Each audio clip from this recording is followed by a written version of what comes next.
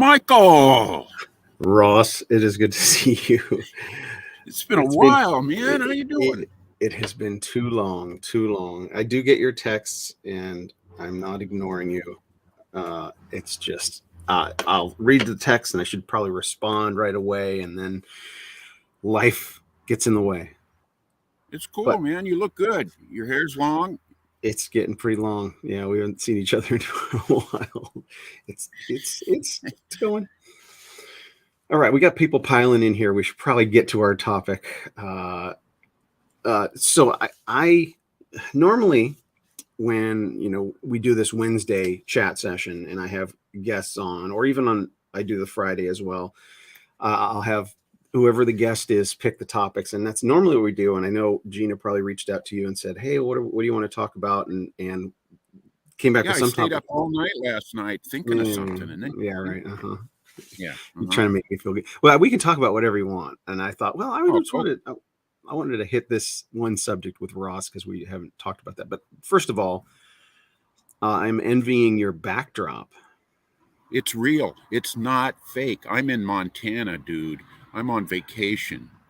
Oh, so that's not one of those filters where you put this gorgeous landscape behind you and it's really just a cutout. You're No, sitting in a closet. no, no, You're in no. Montana? You can accuse me if you want, but I'm not in California. I'm in Montana. I'm on vacation. Check this out. I got a little. Well, check this out. I got a little camper back there that we're hanging out in. Yep, I'm really here. And you found a place that has Wi-Fi, I guess. We'll see if it lasts. Well, you come through loud and clear, actually. So you come through clearer sometimes than you do when you're here in LA. Okay, so elements melt in the heat. You're familiar with this, right? You're familiar with this Yeah, I phrase? was reading 2 Peter 3. Yeah. All right. Give me your initial. I mean, you've been a Christian for how long?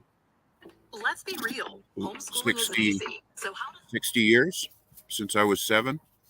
So, yeah. Dang. Yeah. So the fact is, you've been a Christian longer than I've been alive. You've been a Christian longer than I've been a human. All right.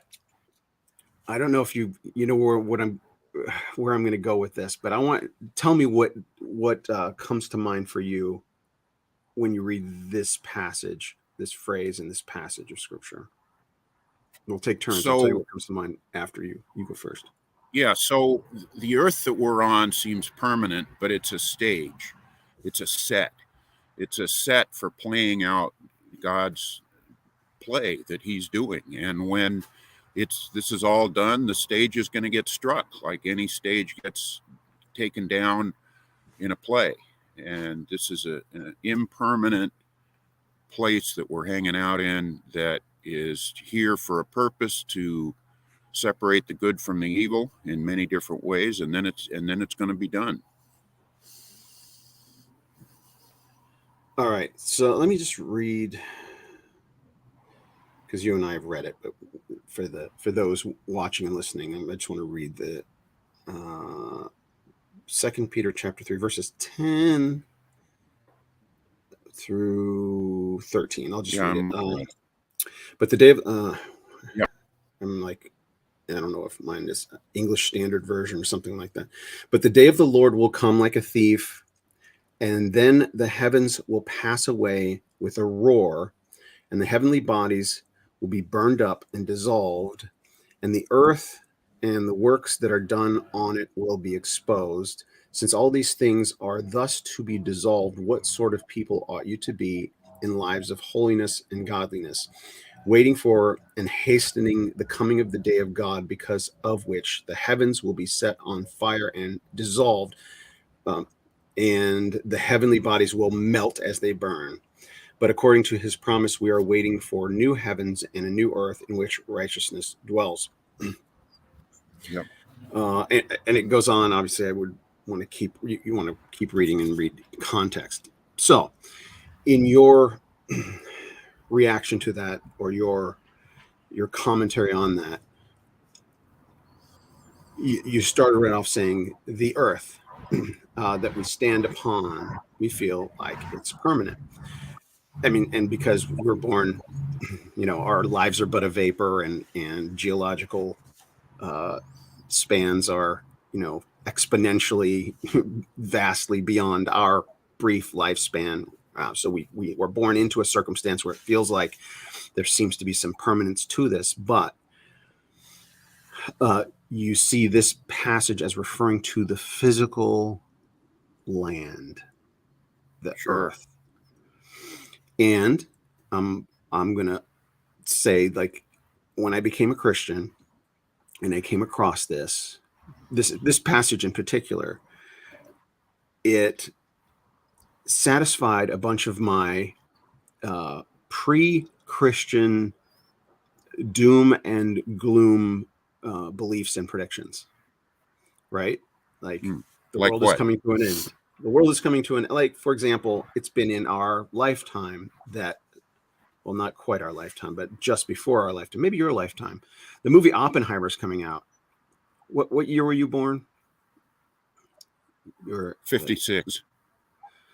Okay, so Oppenheimer, obviously, you're not that old, but so Oppenheimer's coming out, and that's the guy that, saw that this was something we'd never done before. We've never split an atom. I guess that's essentially what it was, right? That's nuclear fusion. Yep. Nuclear fusion. No, fusion is where it goes together. Fission. Yeah. Oh yeah, fission. So, and there's that line you see in the trailers where the character that is played by Matt Damon, he's like, so what are the chances? There's a chance that all of reality will be destroyed when we push this button.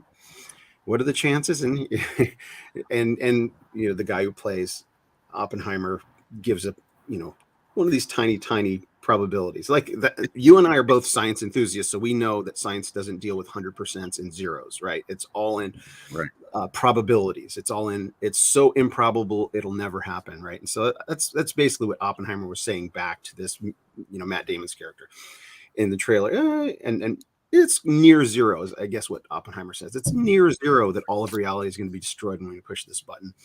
And Matt Damon's character responds, "How about zero?"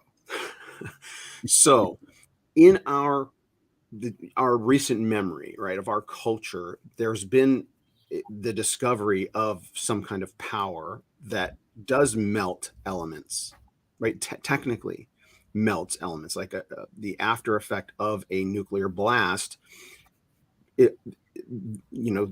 Elements that we think are firm and solid end up like molten because of the fervent heat, right? So in our context, reading this passage, to me, was like, oh, well, here's the ancient biblical prophecy of nuclear power or of nuclear devastation, right? That's what I saw when I first came across this passage when I was like 18 years old, had just become a Christian, right? Oh, here's the Bible talking about elements melting, and how could they couldn't have even imagined that in their day, right? It's here's the language for us. And that's just how I took it at face value, because I've grown up in a culture where we have something, we hear the word element, and what comes to mind? Mr. Something Science. Something immutable, something unchangeable. Yeah. How about from your sophomore or your junior chemistry classroom? What's an element, right? There's a periodic table. Right. Oh, right. Yeah, right. There's only a certain number of them. Right. So we grew up in a culture where the word element has a very specific meaning, and we feel like it's clearly defined. Oh, we learned about elements. But the problem with using that term and applying our definition of element to what Peter was talking about, they had a whole different conception of what elements were. Right? When he says the elements melting in the heat, it's a Greek word, stoiaka or something, and that word in Galatians, I think 4:20, I may be off by a chapter or in a few verses, but in Galatians it uses that exact same word that Peter uses here, and it's referring to the elemental things, or it says the fundamental teachings, the elemental things. And so this passage for me, it used to satisfy, that doom and gloom, but it doesn't actually, I mean, some of the teachings I've been listening to, this is not referring to the physical realm. There is an end coming where death stops, right? We're in this transition, right? We're in a transition where Jesus came, defeated Satan, all authority was given to him, and then he gave a command. And then in his command, he said, all authority has been given to me. Go and teach all nations to obey all things, and I'm with you always. And that's a Greek word there that's used 4 times in the Great Commission. And so right, we're in this transition period between Jesus giving that command and him being with us, and what's at the other end, right? We're in this I like to say we're like the caterpillar, or maybe we're in the cocoon, and there's a butterfly stage yet ahead. And so I guess I'm kind of beating around the bush. There are 2 ways to look at this passage. It's either something cataclysmic that Peter couldn't have possibly imagined, but somehow he puts it into the right words, or we are taking meanings and what's the term? And anachronizing, right? We're using an anachronism by using our own cultural. Yeah. Right? We're importing a meaning into our culture and losing the original meaning. And what I mean by that is this whole section of it is to the audience that Peter was writing to. He's writing to the people of that time, telling them, as you await this day, right? As you await these things.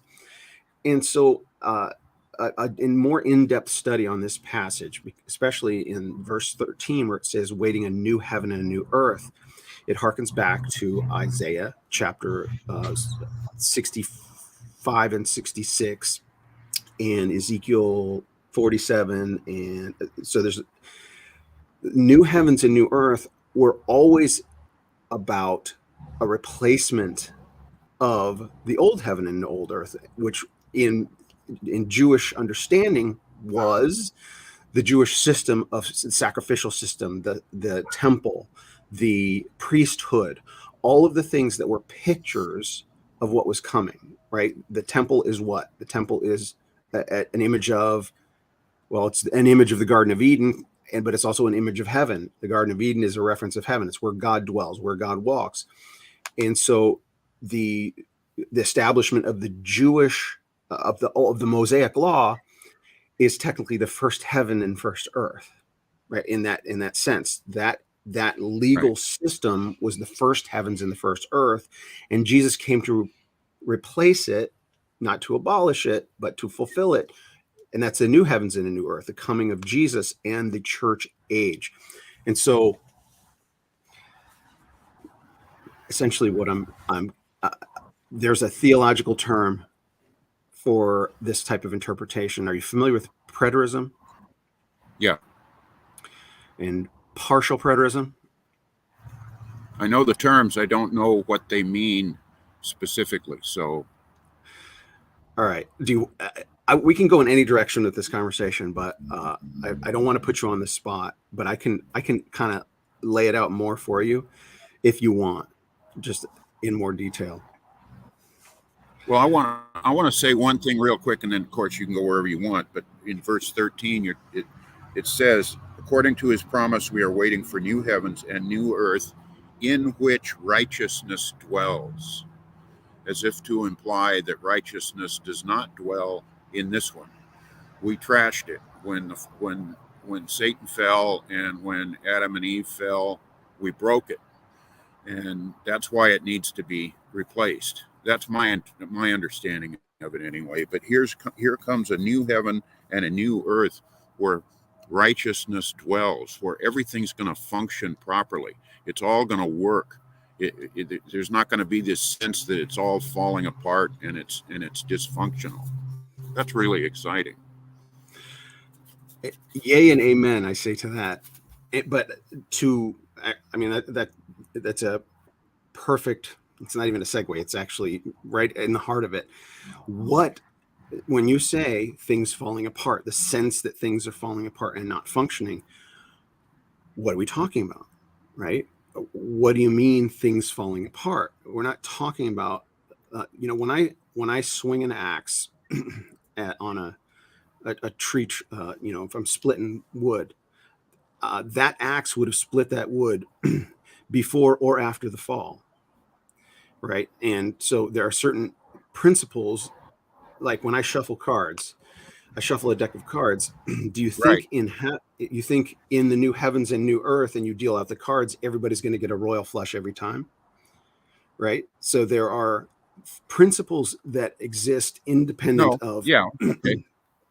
Right? And so when we say a new heaven and new earth in which righteousness dwells, righteousness doesn't dwell in physical elements. Righteousness dwells in souls, right? So a thing that doesn't have a soul, it can't be righteous, right? A rock can't be righteous in the sense that we're talking about, right? And so when we have this sense that everything is falling apart, it's the government, right? It's international relations, geopolitics. It's our cultural decline, right? When we feel things are falling apart, we're talking about human interaction, the world of humans, not the physical world.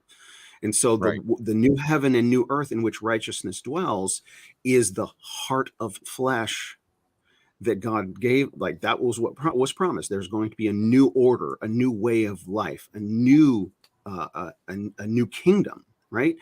And so that heaven and earth where righteousness dwells is, as Jesus outlined in the Lord's Prayer, thy will be done on earth as it is in heaven. Where is Jesus? Right. Seated at the right hand of the Father in heaven right now, in perfection. And where is that? In our hearts, right? So technically, we are seated with him presently at the right hand of the throne of God in righteousness, because he looks at us and sees righteousness. My righteousness is as filthy rags, but he looks down and sees perfection. We were perfected. We have been perfected positionally in Christ. So we are God's the kind of the answer to that prayer, thy will be done on heaven, on earth as it is in heaven. That is what we're doing. That was what we, the church, are commissioned to do, is to spread righteousness here on earth. Right. So that's the defining the terms, right? We have a problem sometimes when we see the word world.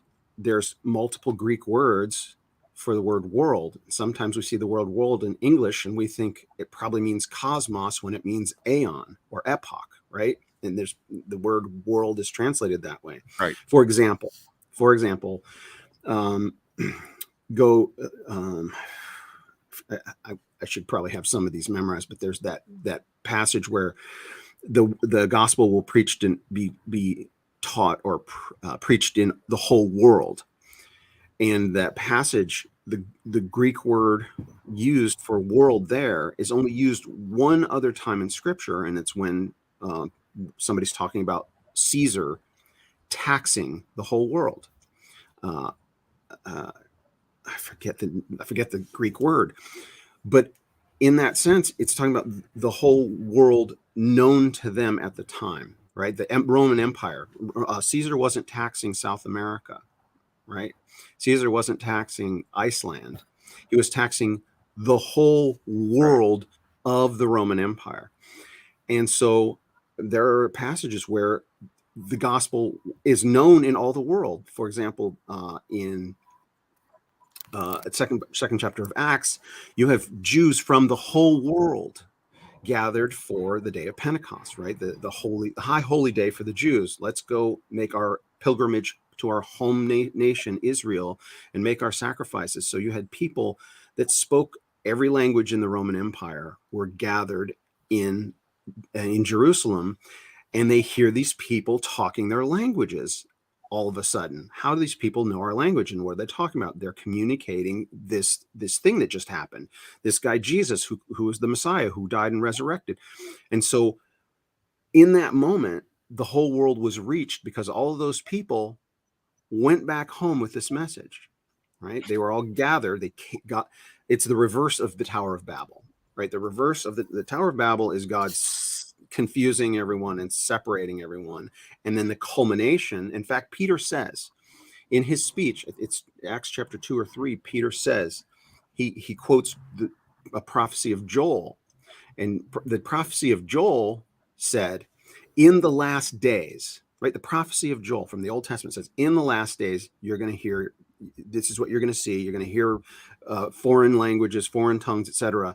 And Peter says, this prophecy is fulfilled in your hearing. Peter says that the last days were fulfilled in their hearing. They were hearing these strange voices. So the last days are the last days of the old heaven and earth, which is the Jewish covenant, the old covenant.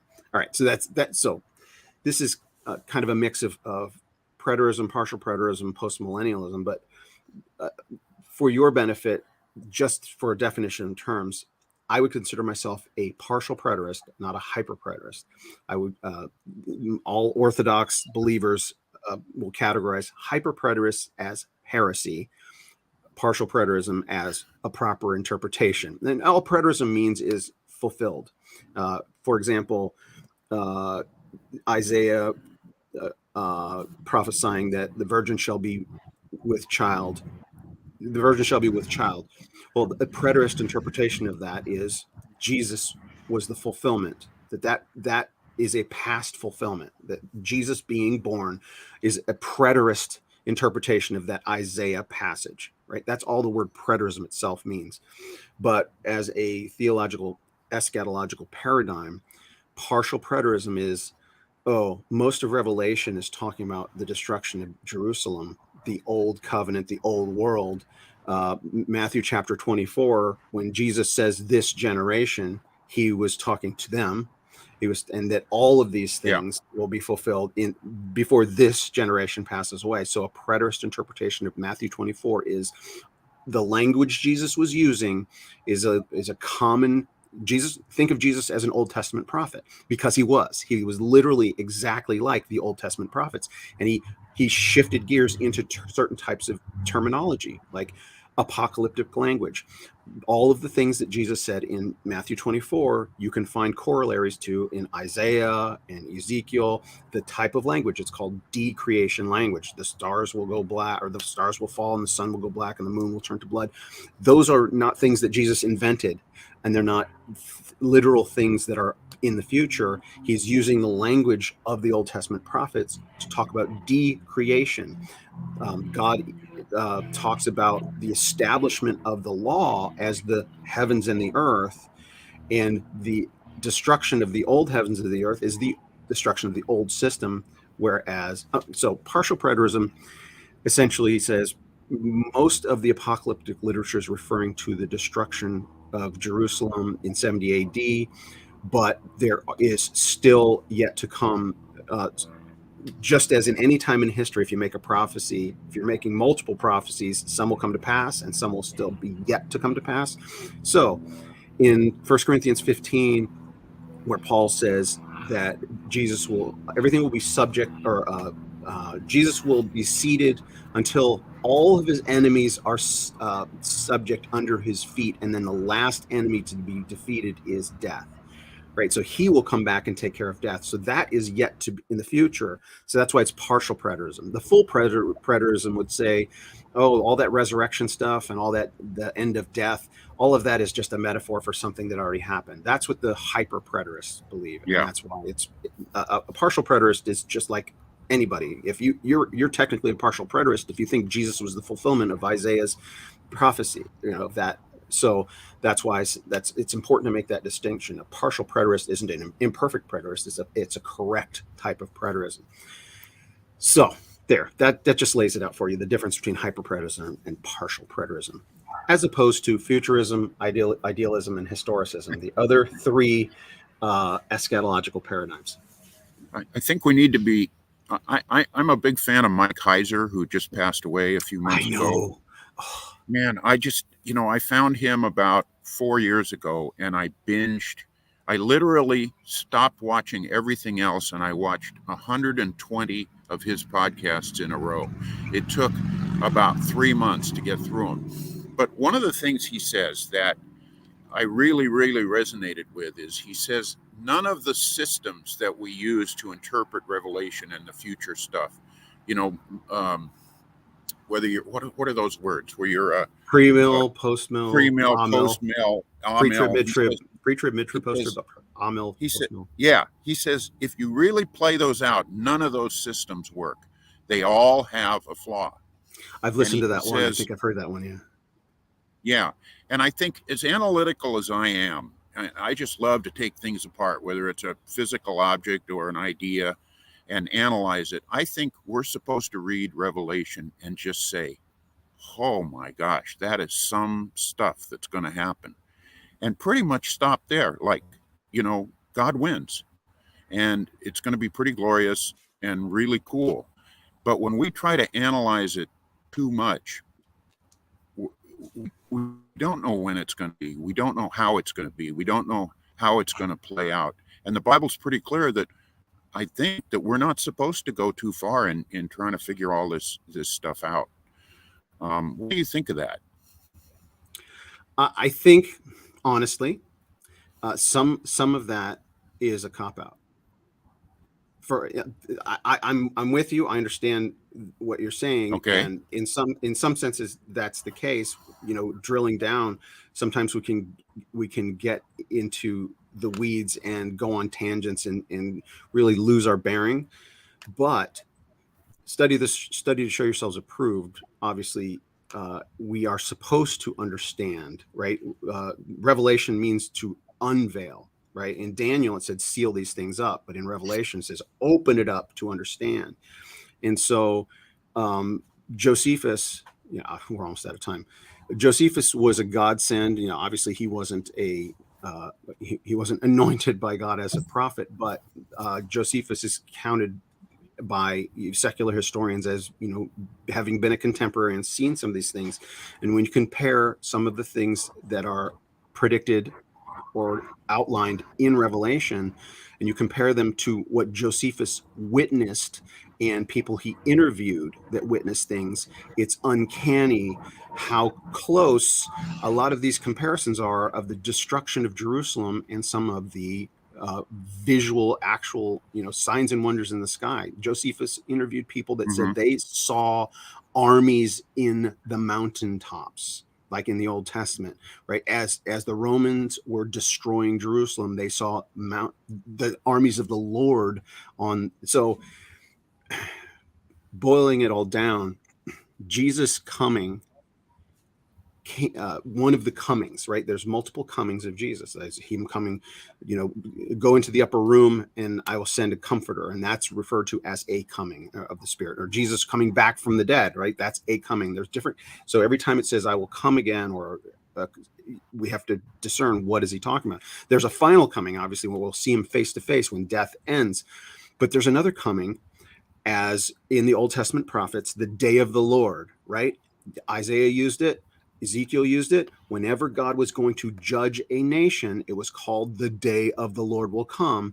And that's what happened in Jerusalem in 70 AD. And essentially the preterist, the partial preterist stance is that Revelation was written in like 65 to 68 AD, not 95.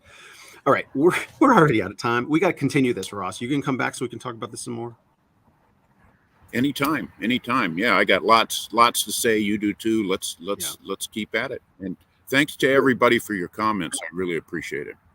Yeah, this is a conversation I wanted to have with you, and I figured, well, if I haven't seen him in a while, I'll just do it here so everybody can hear us talk back. All right, I love you. Gotta go. Love you. When you back?